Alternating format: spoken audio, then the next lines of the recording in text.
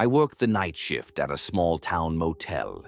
It's not the busiest place, but we get our fair share of late-night travelers, truckers, and the occasional shady guest who pays in cash and keeps to themselves. Most nights are quiet, almost too quiet. I usually pass the time watching TV in the lobby, scrolling on my phone, or chatting with the cleaning staff before they leave for the night. But then there are nights like this one, nights where I wonder if I should quit. It started around 1:30 a.m. The front desk phone rang, jolting me from my half-asleep state. I picked up, expecting to hear a guest asking for extra towels or a wake-up call. Instead, there was silence. "Hello?" I said. Nothing. Just faint breathing. I sighed, assuming it was a prank call, and hung up. A few minutes later, the phone rang again. I let it ring twice before answering. Front desk. Again, silence, but this time the breathing was heavier, almost wheezy. "Sir or ma'am, if you need assistance, please speak up." Click. Now I was officially on edge. I glanced at the security monitors that showed the exterior of the motel, the parking lot, the side entrances, and the dimly lit back alley where the dumpsters were. Nothing seemed out of place, just a few cars parked outside and an empty front lot. Trying to shake off the unease, I returned to scrolling on my phone. Maybe 10 minutes passed before the landline rang again. I let it ring longer this time. I wasn't in the mood to entertain some creep. Finally, I answered.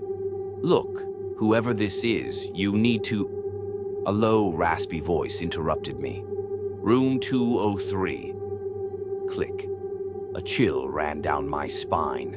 I checked the computer. Room 203 wasn't occupied. In fact, it hadn't been booked in over a week. Maintenance had shut it down due to plumbing issues. No one should be in there. I switched the security feed to the hallway on the second floor, staring at the grainy black and white footage of the empty corridor. The camera angle pointed right at room 203. The door was closed, no movement, nothing unusual. I swallowed hard. Maybe another guest got curious and went in, but they would have needed a key.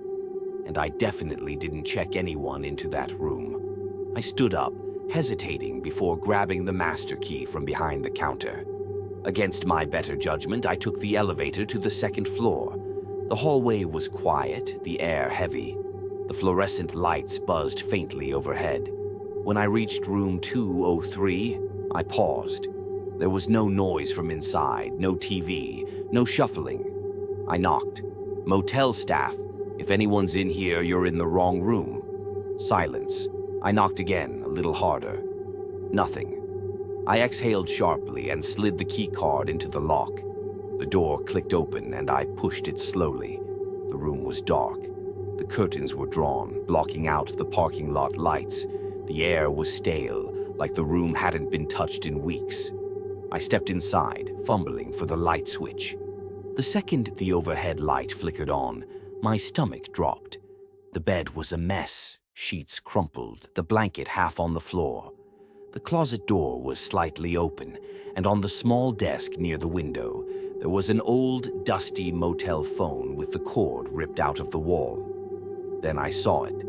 On the bathroom mirror, smeared in what looked like dirt or something darker, were two words: "Look behind." A cold wave of terror washed over me. My breath hitched. My instincts screamed at me to run, but my body refused to move. Slowly, I turned around. The closet door creaked open. A man stood inside. He was gaunt, almost skeletal, his skin pale and stretched over sharp cheekbones. His eyes were sunken and hollow, and his lips curled into a grin that made my blood run cold. I stumbled backward, my heart pounding in my ears. The man took a slow, shuffling step forward. His clothes were tattered, and he smelled like damp earth and decay. He tilted his head, his grin widening. "You finally came." I didn't wait to hear anything else. I bolted out of the room, slamming the door behind me and sprinting down the hallway. I don't even remember taking the stairs. I just remember bursting into the lobby. breathless, locking the front doors and calling the police. When they arrived, I explained everything. They checked room 203, but it was empty. The bed was still a mess, the words were still on the mirror, but there was no sign of the man.